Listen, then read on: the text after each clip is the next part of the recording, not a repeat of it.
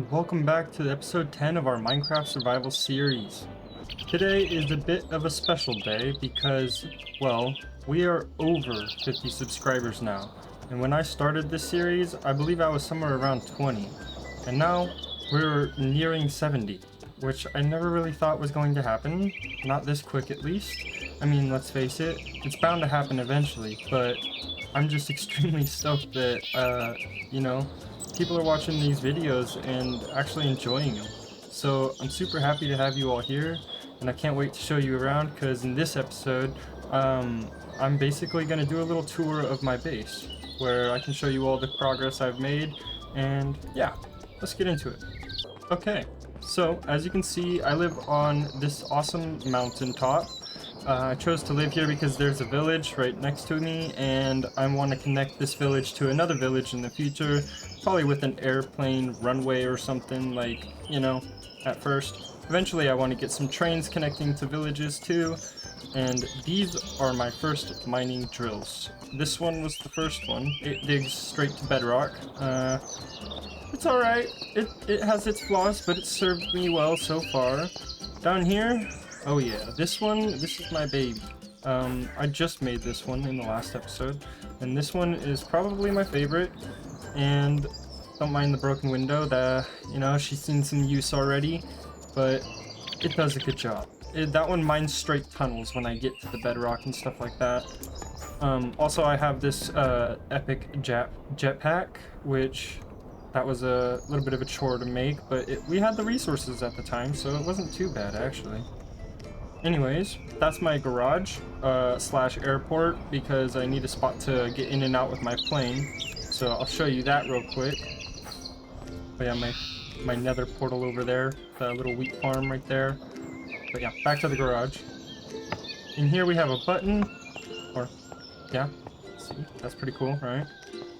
This is my massive storage, which is completely unorganized. I just put this up in a little bit of a downtime. We got now a potion stand where I can brew some things up, like the fire resistance I needed when I was mining. Then I have these, which pressure wash. Right here, I can pressure wash things, and then right here I can, essentially blast stuff. I don't have the campfire version or this soul campfire version yet, but I'll get to that eventually. Everything is powered by that main room right here where all those water wheels. I think I have like 8 or something like that. I don't remember how many I put on there. It's geared down to run everything in here, except for I have to leave one machine off at all times, or it'll overstress the system. I got myself this mixer basin thing with the blaze burner down there. He's just, I self-feed it. I don't have anything pumping into him yet. This is like my first base, and this is just to get me up and going. This is my cobblestone grinder. Turns everything into gravel, which I use over here. And in this one, I put the gravel in this barrel, which feeds into this filter sifter thingy. And then that I just installed as well. You haven't seen me build this, but this system right here, it produces, okay? It produces. That's all I'm gonna say. So I have it set up with 2 of them. One of the advanced brass sifters, because this one can get diamonds and emeralds and other things. This one can get like redstone and blaze powder. So I have both of them set up in a way where I can gather all the materials that I think I'll need just by sifting sand and gravel, which I can grind the gravel up in this, and I can grab the gravel, and then I take it over to my grindstone right here, and I can turn it into sand, which I then save all that right there. And well, yep, you've seen that part of the process. It gets sifted down, and that's all this. Right here I have a hydraulic press, which flip the lever on, it comes on, bing bing, smashes my metals into plates. These are just for decoration, little supports. Then over here I got my trash can, which converts junk into XP. And then my saw table. This is for all the or the Mr. Crayfish furniture stuff, which is really nice. I like it because I used it to install these lights. As you can see, I got lights. which run off of this generator here, and I just use my wood from the wood farm and I burn it into charcoal. And I've had this thing on for quite a while and it's not even burned through hardly anything, so I don't really think I ever have to worry about that. And I have them all on a switch. Oops, that's my clipboard for my material checklist. But yeah, I have it all on a switch, so I can turn them on and off if I want. But I'm probably just gonna keep them on because I don't want mobs spawning here. And then obviously we got this right here. She's Betsy. This is my first plane that I used to escape the island I spawned on. This is a relic right here. It's gotten me through a lot, honestly. I hope I never lose this plane. It's a beautiful piece of work. Anyways, I got my mechanical crafter right here, which is what I used to make my jetpack you see on my back. It's pretty nice stuff. And yeah, I think that sums up everything in the workshop. Besides the fact that, yeah, you can see my awesome flint collection. I don't think anyone will ever need this much flint. It's a bit of a ridiculous amount. And don't mind all the plushies you see everywhere. Those are a collection, okay? And yeah, like I said, completely unorganized from my inventory. And so this is new right here as well, because when I went to the nether, I had to get all these nether warts from my new potion brewing, you know, like little stand down there I showed you. But so we have those. This is the mechanics for the garage door.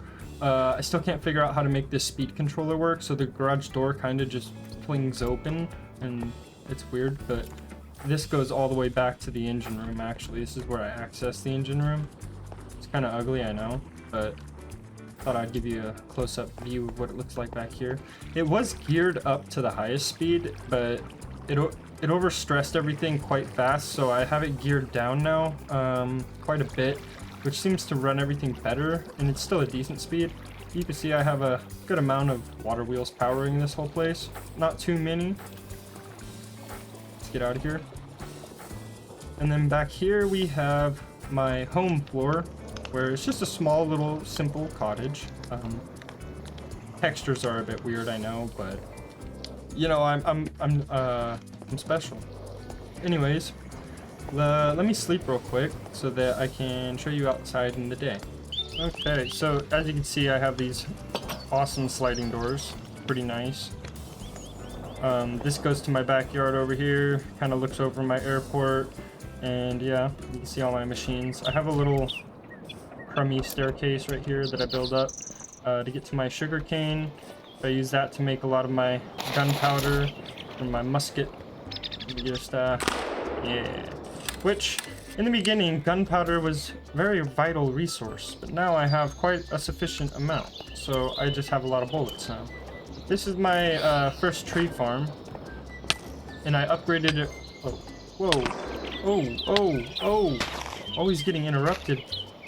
Oh, how did he poison me? That was crazy. But yeah, from the safety of this tree, I'll show you my tree farm. Basically, that thing runs around, chopping the trees. You can tell it's kind of glitchy. It just passes right through some and doesn't even chop them. Because I don't really know what I'm doing sometimes, alright? Anyways. Oh crap. Did you see that? I just freaking flew right past that bullet. That was crazy. I need to heal up a little bit though, because those guys always try and interrupt every little recording session I do. It's probably my fault for living right next to this village, but they're part of the musket mod, and they come in pairs sometimes, and they're heavily armed with muskets just like me.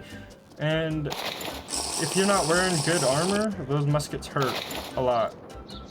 So I've spent a lot of time dying to those guys over the episodes. Let me see if I can get him without dying. There we go. Seems to have just killed him in one shot. Normally they, what was that? Oh, he dropped his musket. These ones are kind of dumb though, so I don't like them. Just throw it. But yeah, that's my tree farm. I upgraded it to also, you know, chop sugarcane because it can, but sometimes the sugarcane's slow. It produces a pretty decent amount, but yep. So let me bring you on over to my nether portal over here. which inside of my nether portal obviously quite literally takes you to the nether.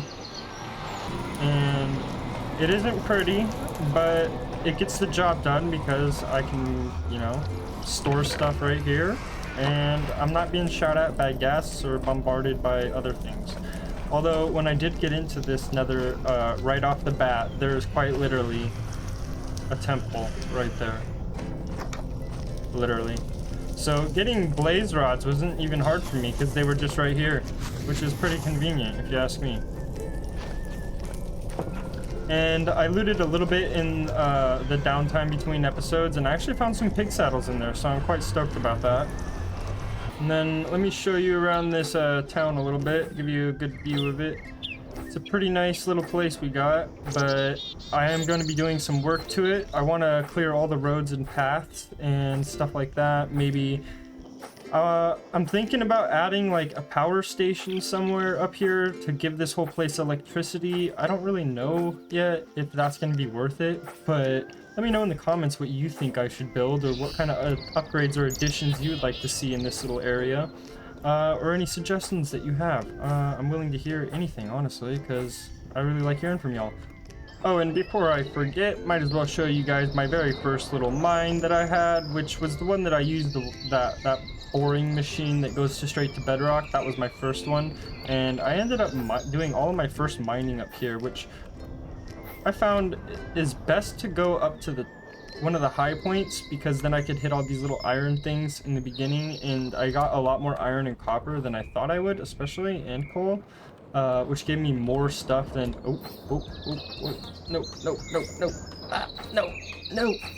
no, god dang it. So if this ledge wasn't here and I wasn't able to fly into this little spot, I quite literally would have just fell straight down into that lava until my jetpack's fuel ran out, and I would have died. What the heck is wrong with me? Anyways, I gotta figure out how the heck I'm gonna get out of here now without dying. I don't know if I have any blocks to use like I did last time. So yeah, actually I have wood. I didn't even think about that. Let me just use the wood. This is what I did last time. Just go like this. There we go. So I should be able to make it out now, fellas. I should be safe. Yep, I should be good. But anyways, on that note, I did have a suggestion from one of my viewers about pine, building onto the previous suggestion basically on how to get purified water. So I'm gonna try that real quick because it seems relatively simple. What he was saying was to make a 2x2 spot. So I don't need this to be a permanent spot, I'll just do it here just to test it. And I need to get some buckets. I should have some. And these are dirty water, so I need to purify them first. Let me do that real quick. Also, let me know in the comments if any of you guys would be interested in a Discord if I made one. I'm not sure when I'll make one. I might set a goal for the channel, but yeah, still wondering if any of you guys are interested in that. Okay, so we got 2 bottles or buckets now, and I think I will need some empty bottles, which I have. So let's go and see if I can get this to work. So I know one thing he was saying is to make a 2x2x1 infinite like this, and then try to fill a bucket, I think, like that. And then let's see what we have here. So that one's dirty, and then maybe if I fill it with a bottle, that one is also dirty. I'm wondering if there's any other way I can do this. What if I put it in like a basin? Wait, that's not infinite though. Is there a filter I can make? Let me see. Sand filter. Hold on. Let me see what this does. Oh. Yeah, this is the thing I was talking about I couldn't find last time. This is the water purifier that we could automate to make it so that we get dirty water in here that goes down into this and purifies through the sand filter. And this actually doesn't look very hard. I don't know what that's there for. What is that there for? Maybe, oh, to power this pump and this pump. So you need a pump, a tank that pumps dirty water into the filter, and then pumps the clean water out of the filter into another tank. I see. that's definitely something we might have to do, because I don't know if I can get this to work or not. I might be doing it wrong, so definitely let me know if I'm doing that wrong, and I'll give it another shot, but I am definitely not doing it right as of right now, or it just doesn't allow me.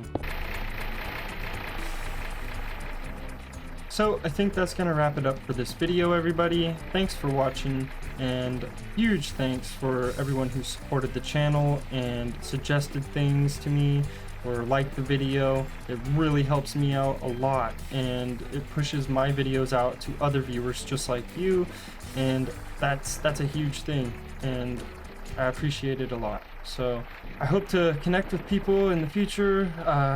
In the Discord, let me know in the comments if that's something anyone's interested in, and see what we can do about that. But until then, I'll see you guys in the next video.